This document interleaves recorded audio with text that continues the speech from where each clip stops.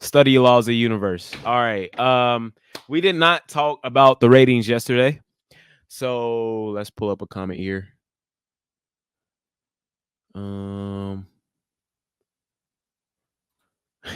Perfect. This is the comment we are using. So we did not talk about the ratings yesterday. Let's talk about them right now. They got 790. They got 790, and that's with MJF. And that means that MJF can only get them 3,000 more viewers. Now, based off memory, I know that he was the first quarter. So much like when Mercedes Monet was that's a bit better.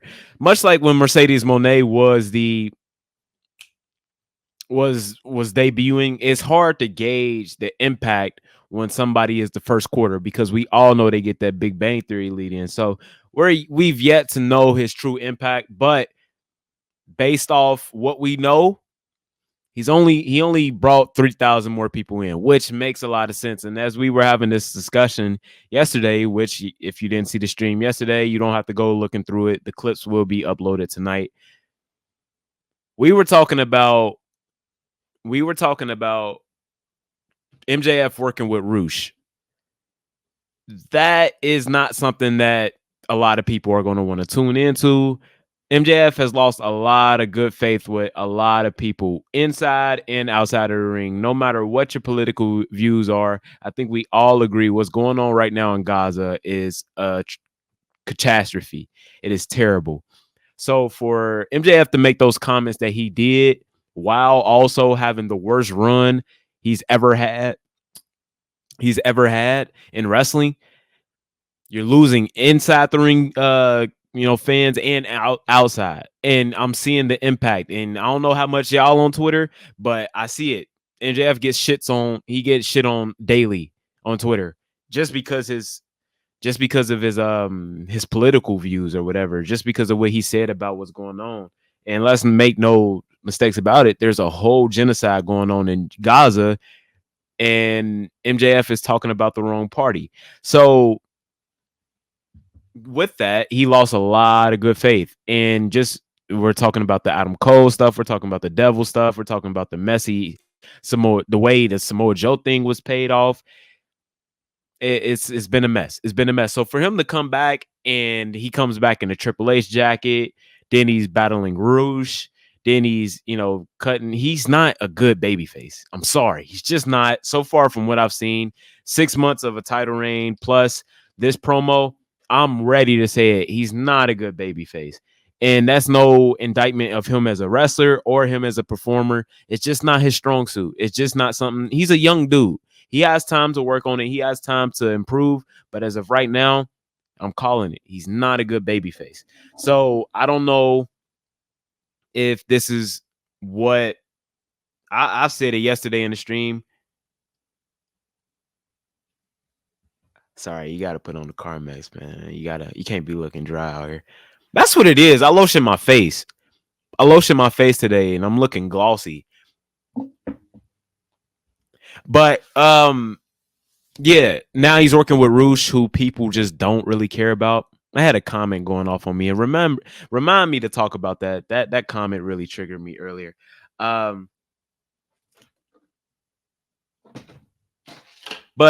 yeah, so he's working with Roosh now, and Roosh is someone who needs to be built up. He needs to be like kind of worked on. He needs to be introduced to a mainstream audience. And he doesn't have a good reputation right now within the wrestling community. He's known as somebody who lays it on very thick. Paul's no Diddy. He's somebody who wrestles. It look like he goes into business for himself. He doesn't sell. He does too much in the ring. So for him to be the first opponent for MJF, who's trying to rebuild the goodwill he had with a lot of wrestling fans, that's not a good thing. That's not a good thing. And I'm not even getting into the ratings yet. I'm just going off what I know. So again, until he does something outside of the first quarter, we will never truly know MJF's impact. But as of right now, I highly doubt is that much because again, it went from 787 to 790. That's all I need to know. He couldn't even crack 800,000 in his return to Dynamite, not AEW to Dynamite. Like, and I think they messed up by having him cut a 10-minute promo. I think they definitely messed up doing that, but you can't take it back. So it is what it is. I need to send this in the Discord, by the way. Did I even? And then we got to talk about that collision thing, whatever Dave Meltzer is talking about. It's again, it's no indictment on him as a character or just him as a wrestler or a performer. Like, he's a young dude. Like, what? He's 28, 26, 28. He got time to learn, but as of right now, he's not cutting it as a babyface. He doesn't know how to blend the lines or play both sides, be the cocky dude, the cocky jock who everybody loves. He doesn't know how to do it. And I think in time he will figure it out because he's a great performer. He's their biggest star. He's their best star. He's their best on the mic. He's their best in the ring. But AEW tends to have people doing things that doesn't necessarily fit their arsenal. Look at Edge. He's playing a face. I understand he was doing that in WWE as well, which is why his run in WWE flopped as well. Samoa Joe having 20-minute bangers with Hook. That's not what Samoa Joe should be doing. Hook having no disqualification matches. Chris Jericho having 15+ minute matches. Will Ospreay having 20+ minute matches every week. Like, it's ridiculous. That's not what these people should be doing. Adam Cole, like, he was a face for the longest time, and now a lot of people lost faith in him. Like, when you put people in position, hey, what's up, JD Empire? Oh, I call you Houday, though. Shout out to Houday.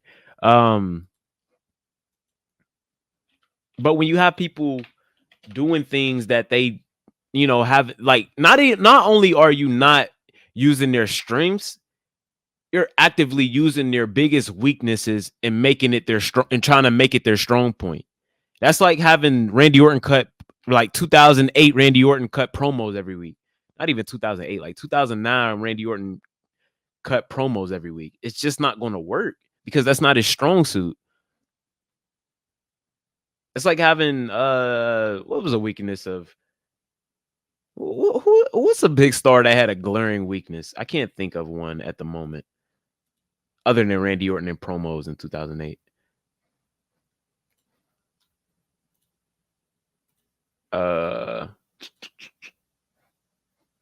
Damn it. We still figuring this streaming stuff out. Right. It's like Reigns couldn't cut promos. Right. It's like having Roman Reigns cut promos every week, which they actually kind of did, which was stupid. It's like having Brock Lesnar cut promos every week, or having Lance Storm cut promos. So having MJF be a baby face right now when he's not ready to do so is like having Swerve cut promos every week. I don't give a fuck what y'all say. Swerve is not that good at promos.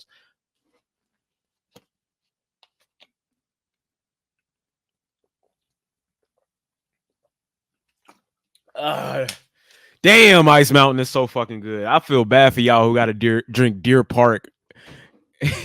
Ice Mountain better. I don't give a fuck what any of y'all say.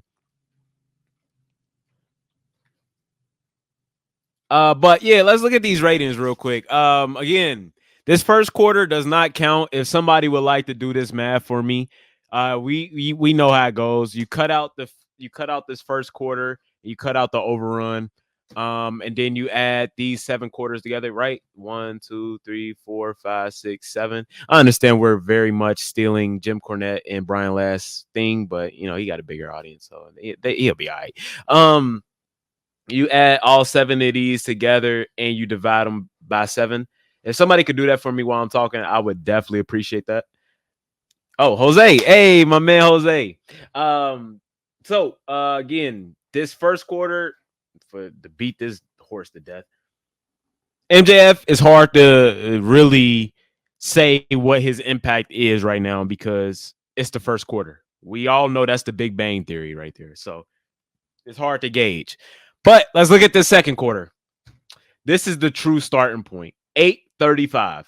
And I'm really at this point starting to question this because at this point, 835 to you lost, what is that? 81,000 people. You lost 81,000 people in 15 minutes. No bueno. No bueno at all. Let's see. Was Jay Lethal versus Orange Cassidy versus Kyle O'Reilly versus Ray Phoenix. What the fuck was this match for? What was the point of this match? I fell asleep. I didn't even watch AEW Wednesday. But yeah, I can see how this could lose viewers. You have Jay Lethal, who always loses. You have Orange Cassidy, who just he's viewer repellent. Like he has everybody tunes out when they see all that denim. Kyle O'Reilly, he's somebody who lost to the person who lost to the person who now has a championship match, but he lost. He's been losing since he came back. So I could see people tuning out for Kyle O'Reilly. Ray Phoenix, give me a fucking break. Post match with Down College, Trent Beretta, Chris Statlander, Stokely. Yeah, I could see why this. Yeah, I can see why this lost a lot of people. Then we get to Willow Nightingale. Apparently, she was on the show. If somebody could tell me what she had going on, I feel bad for her because she should have went over Mercedes Moné. She needed that win way more than Mercedes Moné needed that win.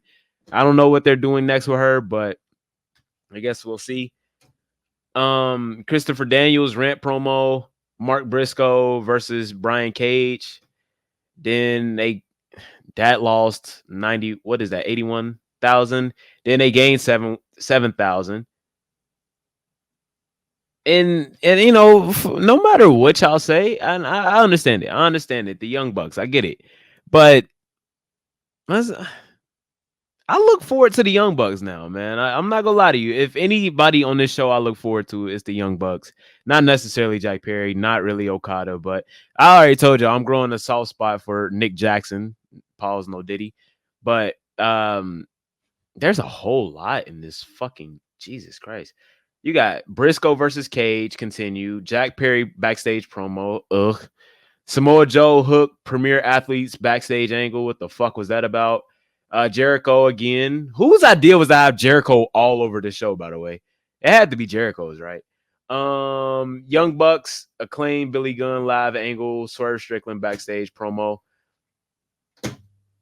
Yeah. So 9:00 hour, the all important 9:00 hour, you gain 19,000. That's kind of like the same thing with the first quarter.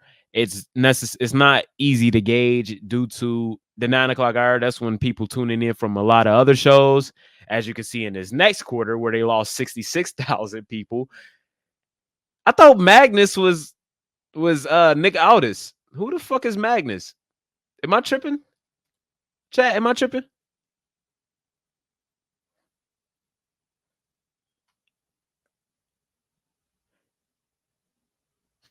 Am I tripping? I thought Magnus was Nick Aldis. Magnus. Did somebody just take my man's name?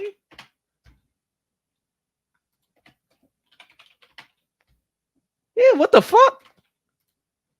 They just took my man's name. I guess that's okay. I guess if you're in a different company. He is married to Mickey James. That's a W. W Mans in the chat. Yeah, I guess Magnus was on television. Nick Aldis, what the fuck? I think you should get that name back in blood. Me personally, I wouldn't let somebody just take my name for that. But yeah, Daniel Garcia, Young Bucks, Acclaim. Young Bucks was on here twice. Oh, it was a backstage angle. They still have not defended those tag team championships. When did they win those? When was that? What was the last pay-per-view? Dynasty? When did Swerve win? Swerve wins AEW title. What pay-per-view was that?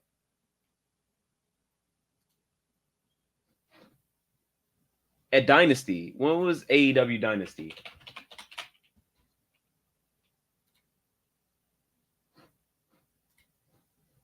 That was April 21st. We're almost 2 months in and they still haven't They still haven't defended the tag team championships.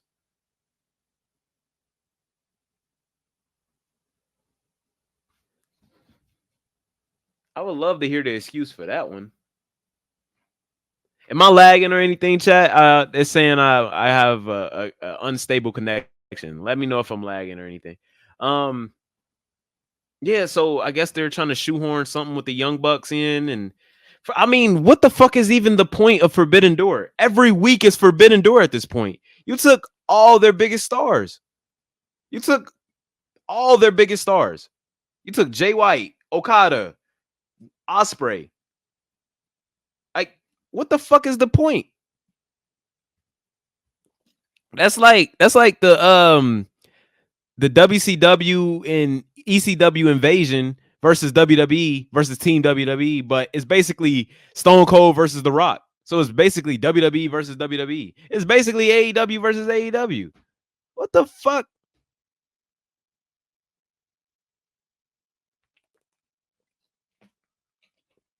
I don't get that. I don't get that. What the fuck is even the point at this point?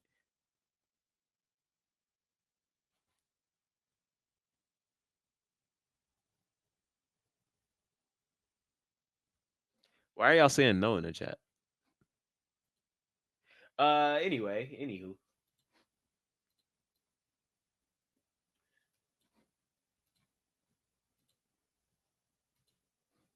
Oh no! It's not. It's not lagging. Okay, I appreciate that. Then we had Swerve Strickland versus Roderick Strong. I forgot about that. Wow, that actually gained 37,000 people. Wow.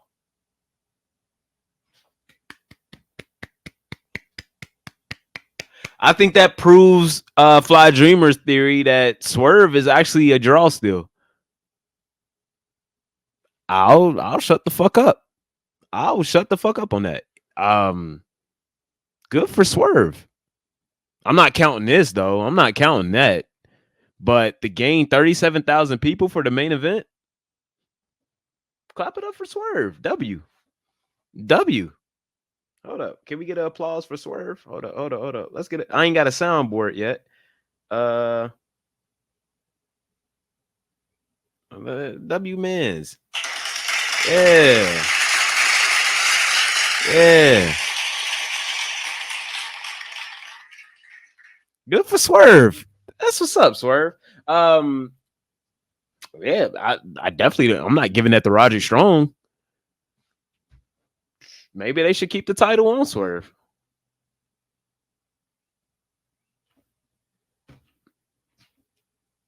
Maybe I gotta eat crow on that one. That's crazy. I did not expect that. Because usually he's in the last segment. Usually he's on the last segment and or he's in the middle segment and as a byproduct, I guess, of whatever else is going on in his segment, he would lose a lot of viewers. I blame that on him because me personally, myself, I'm not even interested in Swerve. But I guess it's just me. All right, my apologies. I do what y'all got that number, right? 762. 763. Jesus Christ. Huh. Yep. This is the new norm, folks. Below 800,000. I made a prediction earlier this year, or not year. I made a prediction last week, I think. And hold me to this, chat. There's going to be a 3-week window. There's going to be a 3-week span for AEW where they are below 700,000. There's going to be 3 weeks in a row at some point in the next 6 months where they are below 700,000. Again, Kenny Omega is on his last legs. MJF looked like he's back on his bullshit. Darby Allin is nowhere to be found. Bryan Danielson is about to retire. It looked like this Young Bucks and Tony Khan stuff isn't stopping anytime soon. Edge is gone for a year. Eddie Kingston is gone for a year. Chris Jericho don't look like he's about to be stopped anytime soon. Mercedes Moné is the champion. Britt Baker is nowhere to be found. Where's Pac? Where's Ricky Starks?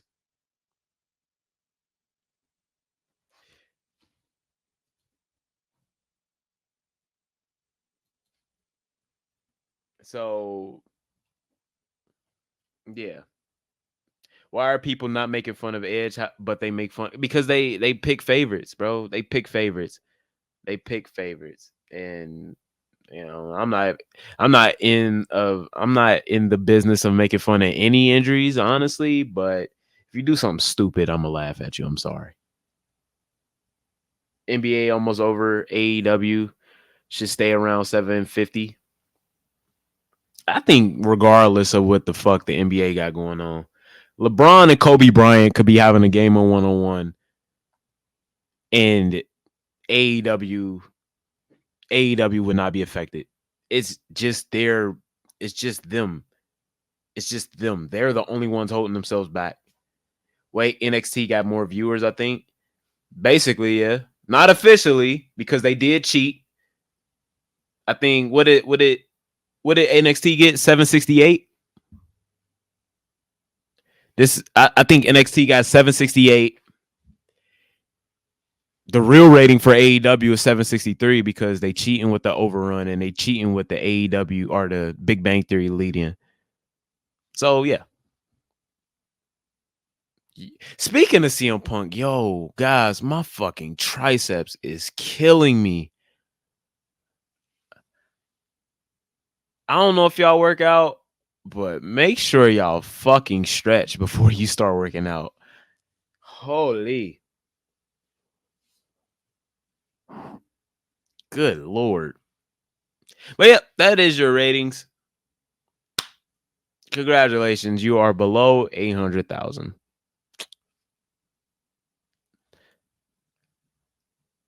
Punk isn't Danielson and Kenny are. I think it's getting to the point where CM Punk may be injury prone. But did y'all see the workout video he posted?